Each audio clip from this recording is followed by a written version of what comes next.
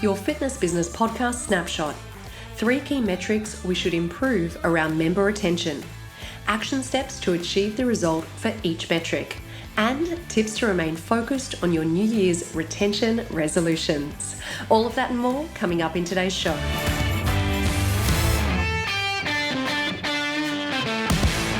You're listening to the industry's leading fitness business podcast for owners and managers. This month's interviews are brought to you by our podcast partner, MyZone, the member engagement tool that's proven to improve your member retention. To find out more, go to myzone.org.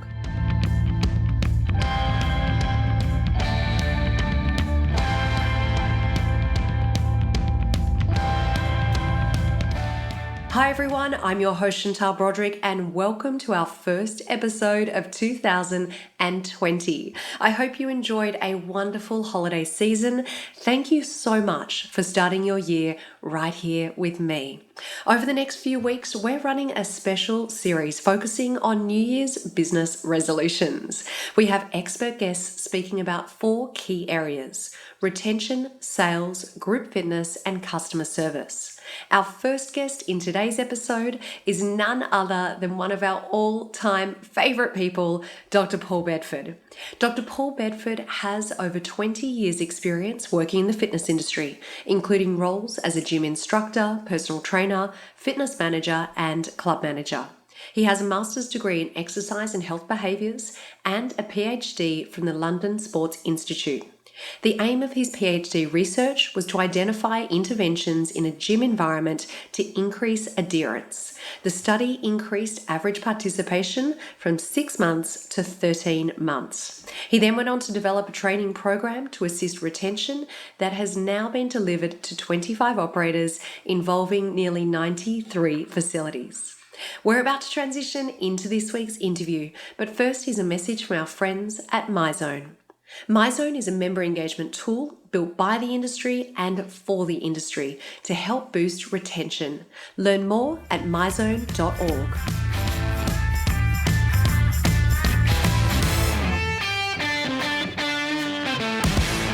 Enjoy this week's interview with our special guest, Dr. Paul Bedford.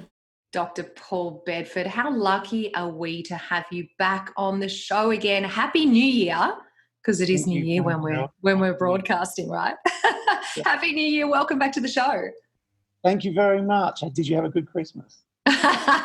Yeah, we are doing a little bit of forward planning on this show, aren't we? So let's let the cat out of the bag because FBP family, Dr. Paul and I are recording this in late 2019, but you're listening to it in January 2020 because we are talking about New Year's resolutions. But yeah, I am forecasting that will be an excellent sunny Christmas. Thank you very much, Paul. And why don't you just tell everyone where you're sitting right now as we're recording this interview? I'm sitting just back from my balcony in Hamilton Island in a hotel overlooking what most people, I think, would describe as paradise.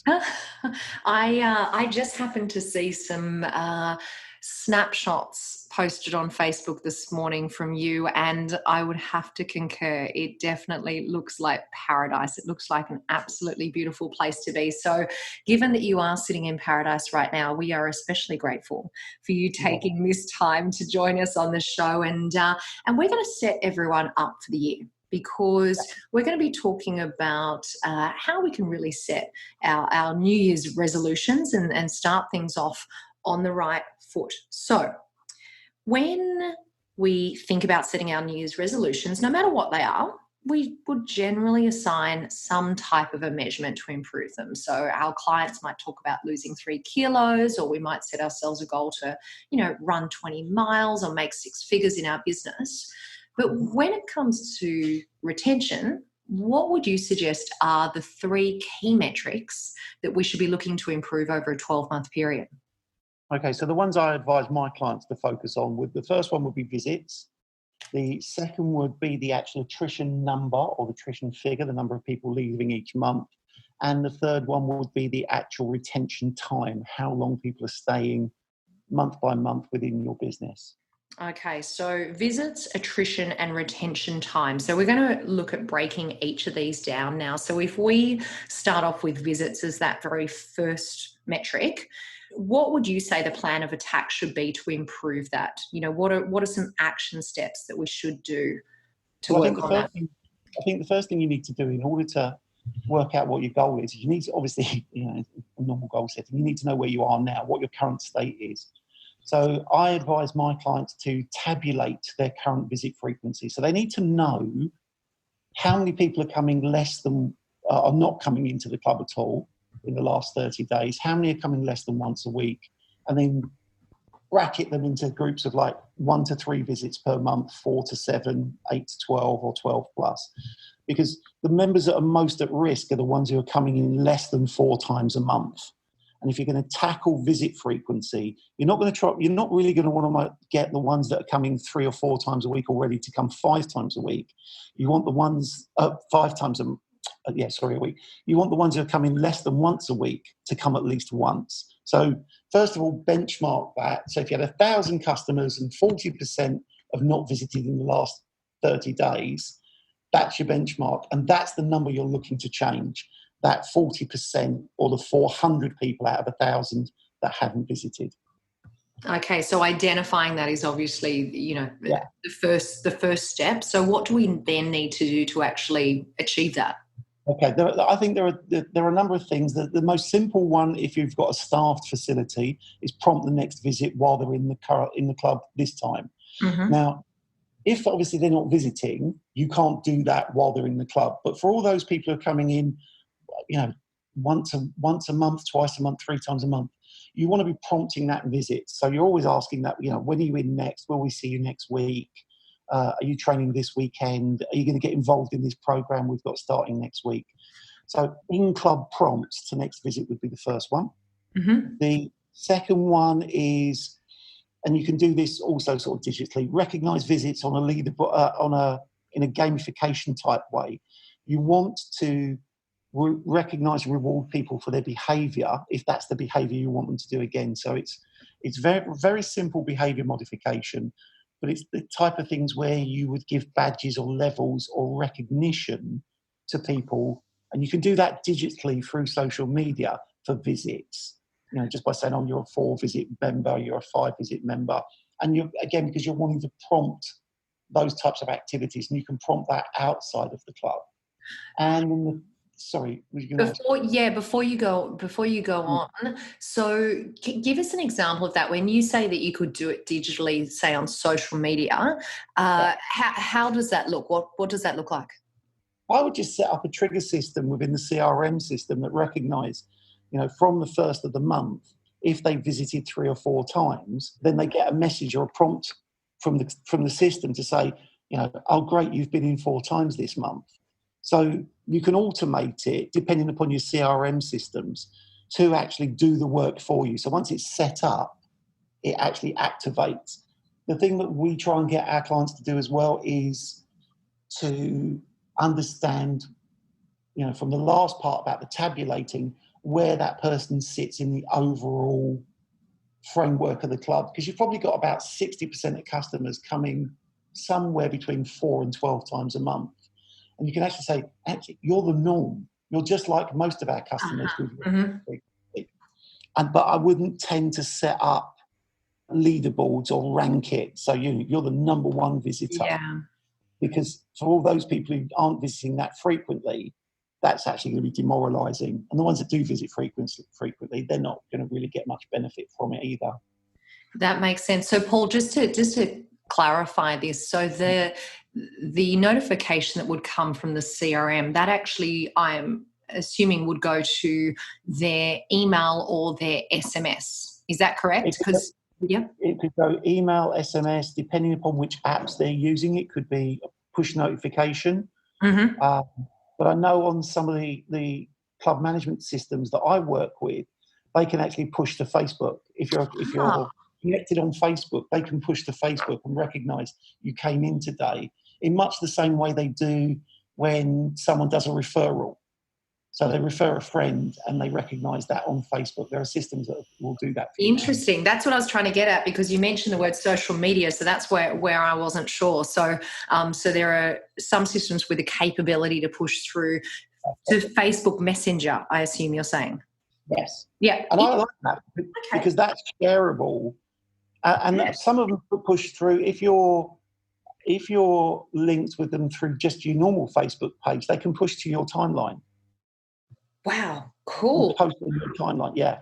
Very cool. Okay, so we've got in-club prompts. We've got the digital reminder or recognition of attendance. Yeah. Any others there? And then I think it's just this more general thing of reporting, you're just like 60% of our other customers. So that's a sort of an overlap between the first two. I think people like to know that they're like everybody else, whereas I think low visiting customers think that they're the exception. They think everybody else is coming 3-4 times a week and twice a day. We're actually coming once or twice a week. While it's not ideal for them to get their results, it is reinforcing to go, actually, unlike most people, I come once, twice a week. So I would give them that recognition for being like most of their customers. Now, we're still experimenting with the best way to communicate that and the type of content to communicate that.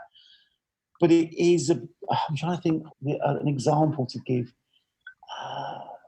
And I can't, right off the top of my head, I can't. That's all right. It's social proof. I'm like everybody else. That's what we're aiming for. And it's I think it's kind of reassuring as well, isn't it? I mean, it's giving them a really positive reinforcement of that they're part of a community, that they're part of a group. And as you say, like they're just like everyone else. So it's that reassurance I would imagine that they would take from that. So there are 3 great action steps for our first metric, which was visits. So our second one that you mentioned is attrition. So talk us through that one. So for me, when we're measuring attrition, we do a very simple measure. We just count how many people have left this month. And we keep it in the people figure. So we keep it, if you lost 100 customers, we report it as 100 customers. We don't report it as a percentage of the membership or anything like that. We don't feel that that's of any value. And what we're trying to do is also, once we've identified how many have left, we need to identify where they are in their membership, because people leave for different reasons. And I'm not talking about, people are moving. That has one element of it. But some people just come to the end of a fixed period contract.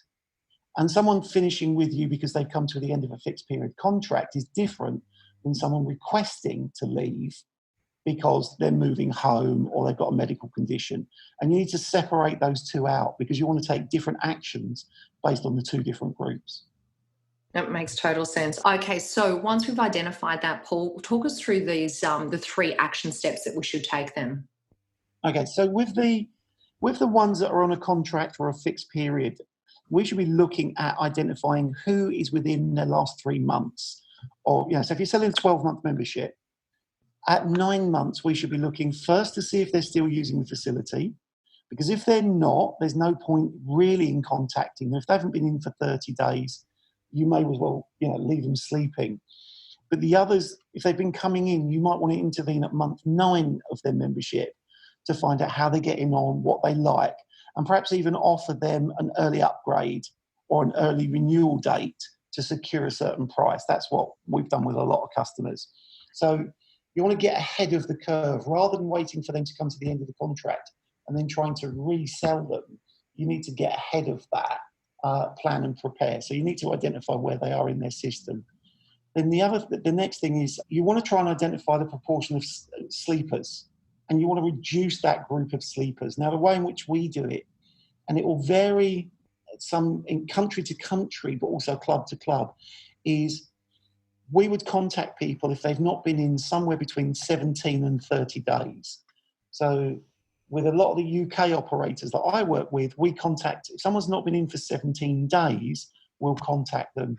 And the reason we use 17 is most people in the UK take a 2-week vacation. Now, most of them won't come in on day 1 of their vacation or the day of their vacation, and they won't come in on the day they get back. So you need a little bit of leeway either side to allow for that to pick up on that routine again. In some countries, people save up their vacation time and they'll take a 4-week break. I know while I've been here talking in Australia, many of the people I'm talking to say, yeah, we take 4 weeks off. So intervening or following up after 17 days wouldn't make any sense. So you need to know what's relevant both to your country and your club. And you don't want to let them go to sleep. You want to either contact them, physically using the phone or digitally to try and get them back into the club as quickly as possible. So you're trying to identify that proportion of sleepers. So before they go to sleep, you want to wake them up.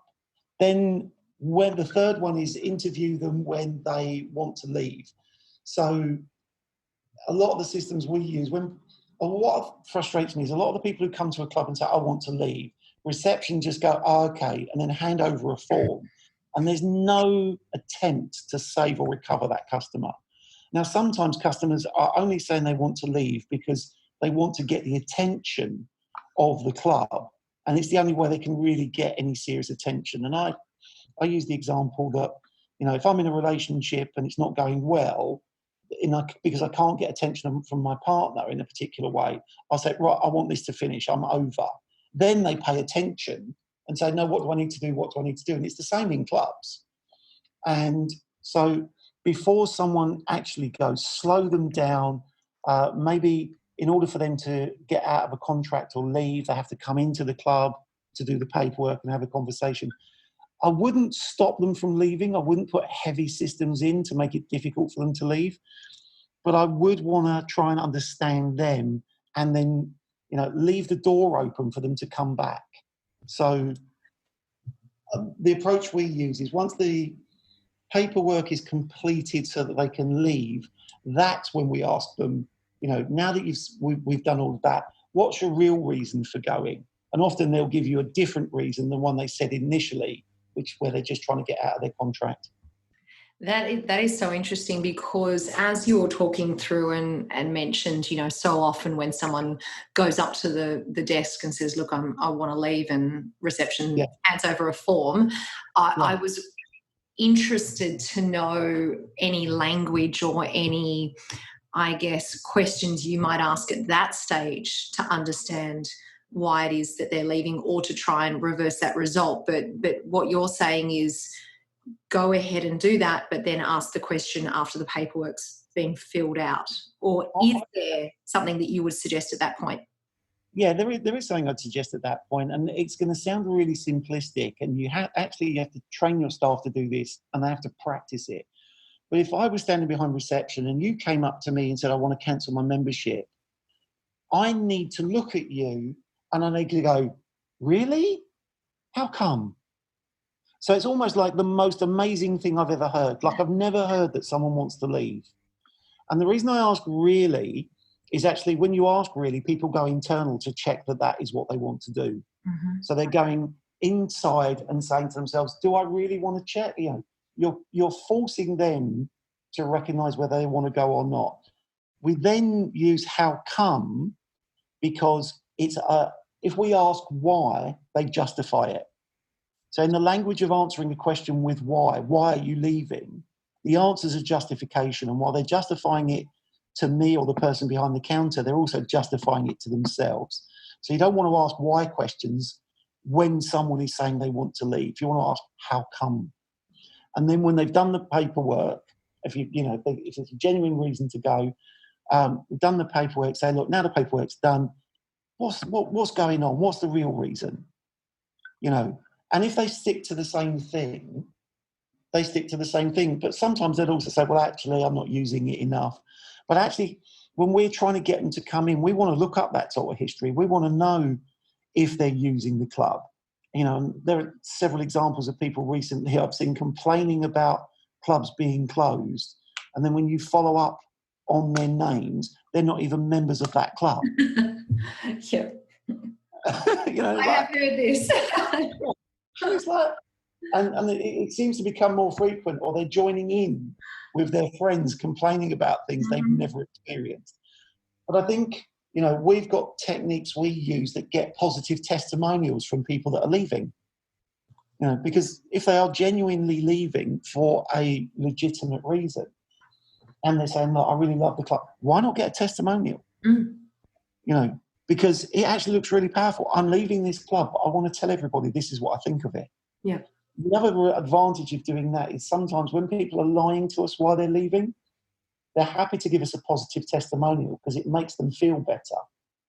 But what it also does, it leaves the door open for them to come back because they talked about us positively when they left.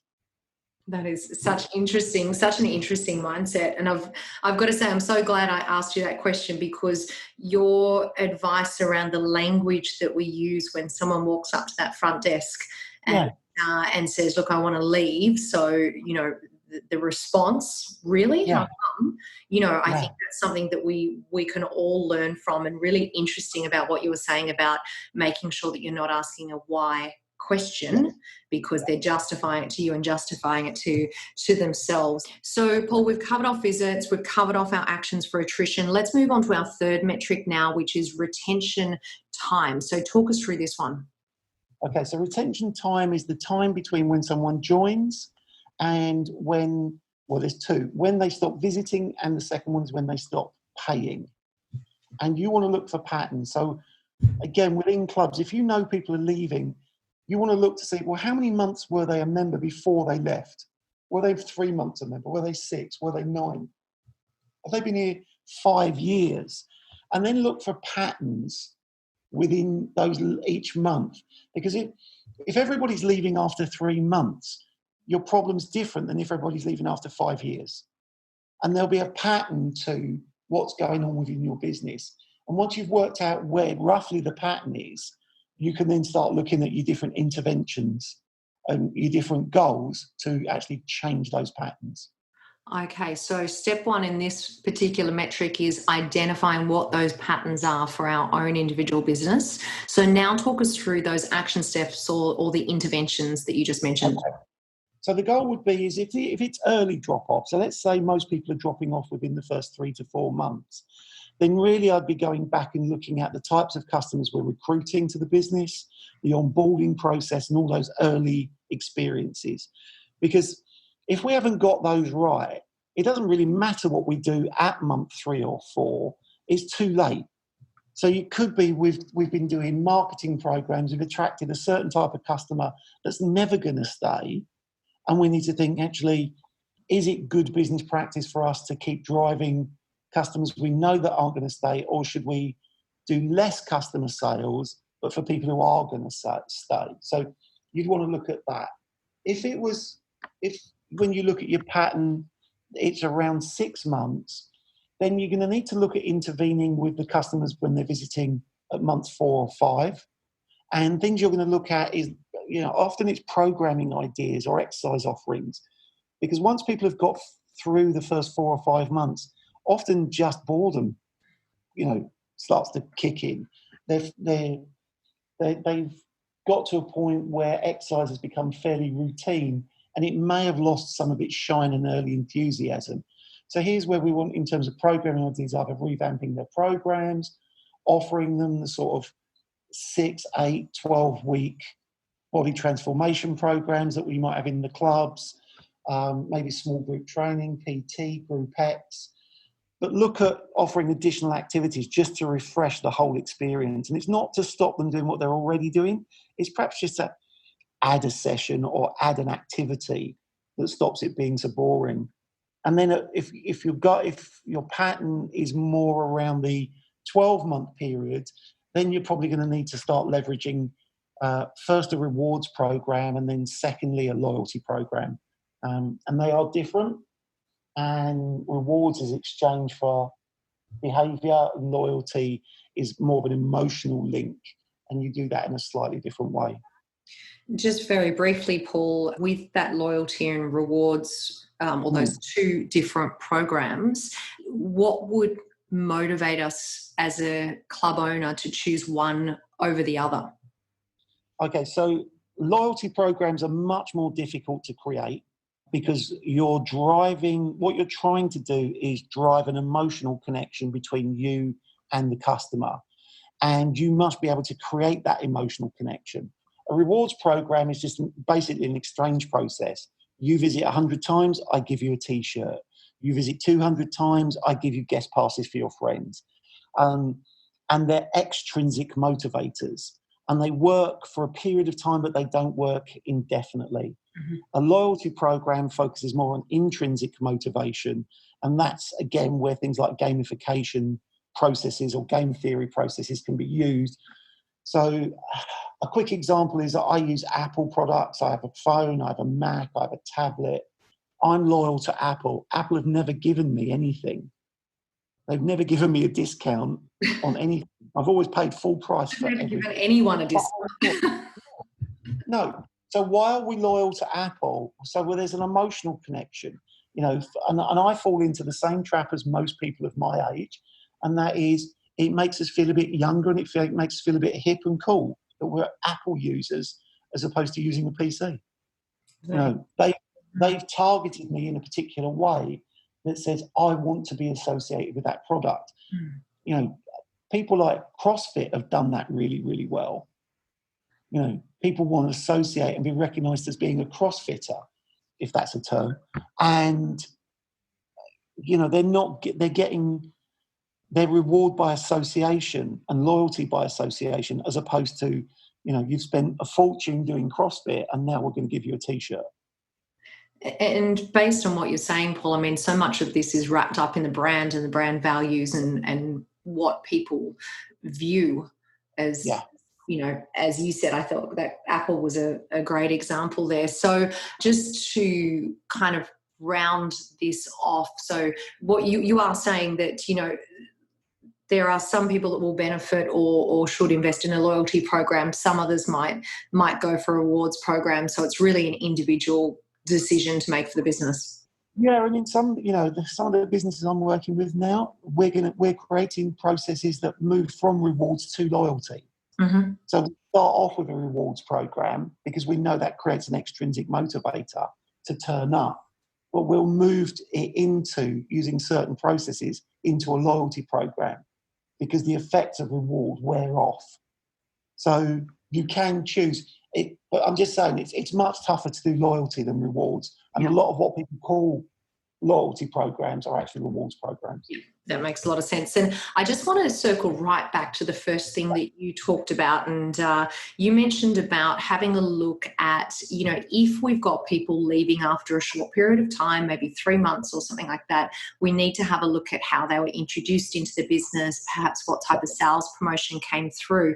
And I recall certainly in Australia a few years back when a lot of those deal websites came about, and I'm sure you know what I'm talking about, that a lot of gyms were all of a sudden doing, membership drives using those deal websites, but they would get like a huge volume of people up front, but they wouldn't stick around because they were just after that one-off deal. And I don't want to sort of, throw a grenade into this, but any thoughts around the effectiveness of that type of thing for longevity of members?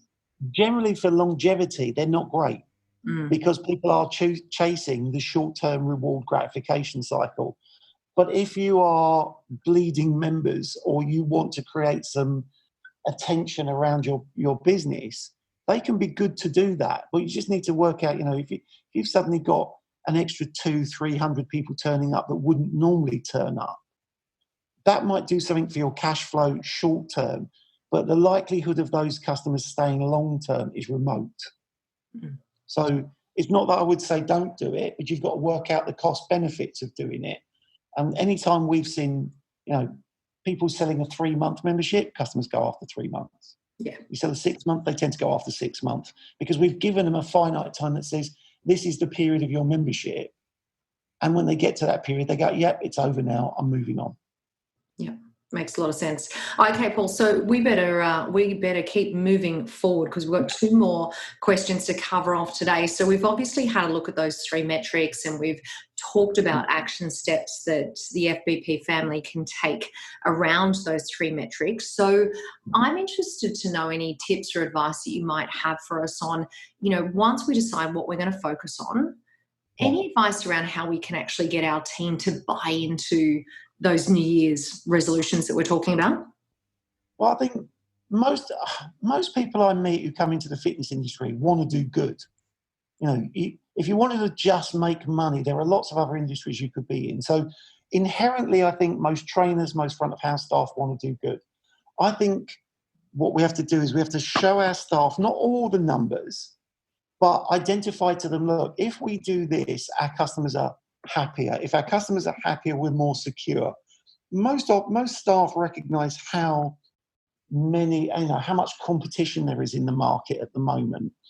And when customers talk positively about the clubs they go to, that has a positive effect on the staff. It's that loop of, I say something nice about you, you feel great.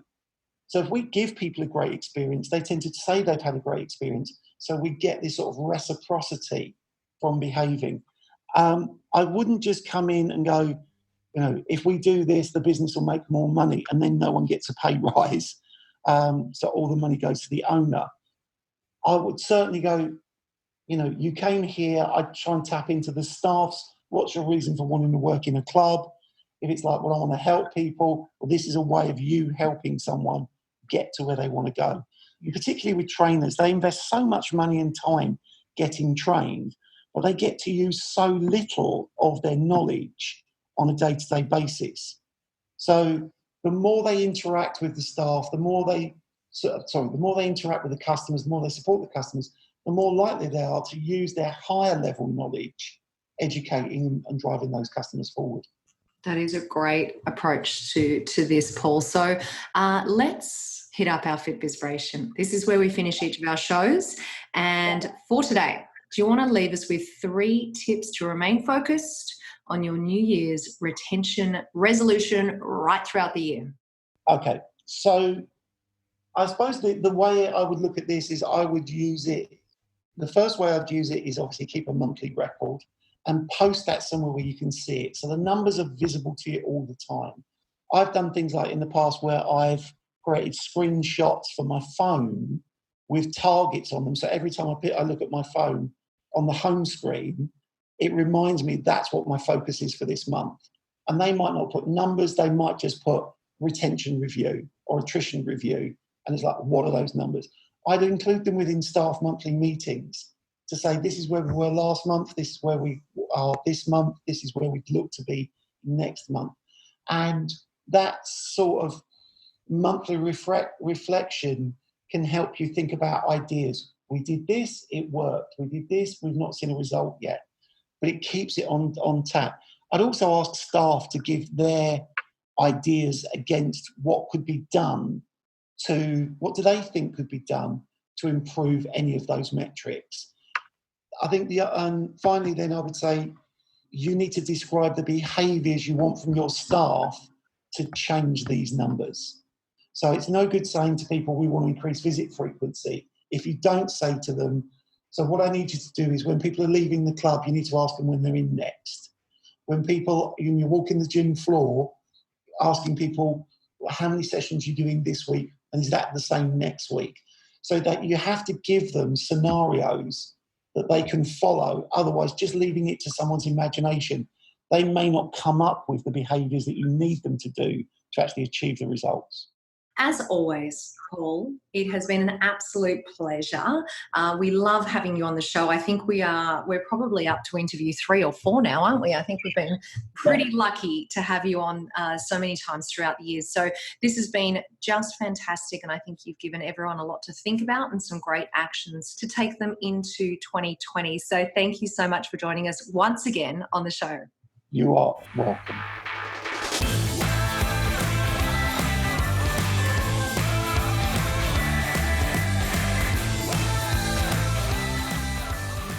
Thank you once again to Dr. Paul Bedford. Now here's a message from our podcast partner, Team Rockstar Fit.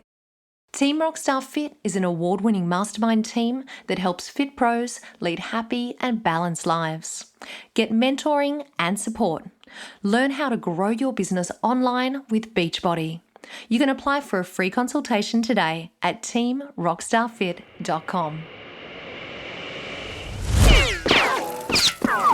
Precore Quickfire 5. FBP family, there is no pre-call quick 5 this week because throughout the month of January, we're running a special series focusing on how to stick to your New Year's business resolutions. We have 3 more expert guests focusing on 3 key areas: sales, group fitness, and customer service. So make sure you tune in each week to hear those New Year's business resolutions.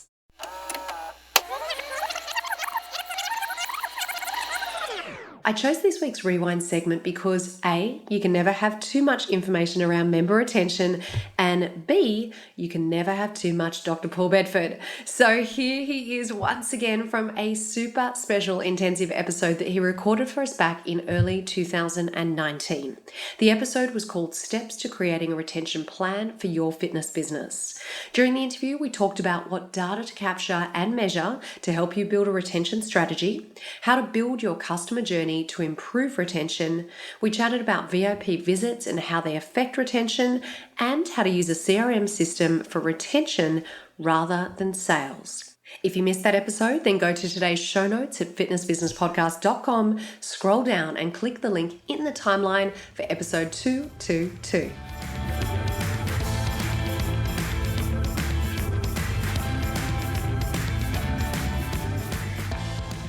On Thursday, March the 19th, 2020, you'll have the opportunity to join friends and colleagues at the annual FBP Family Meetup at URSA 2020. Starting from the lobby of the Convention Centre at 6:30 a.m, we walk and talk for 60 minutes, sharing experience, ideas, and stories. Everyone from the FBP family is invited, and we would love for you to join us on the day. We would also love to know who's coming along, so please jump over to fitnessbusinesspodcast.com, go to the top of the page and click on the tab called Meetup, then register your details for the URSA walk. If you need any more information, please email me directly at chantal@fitnessbusinesspodcast.com.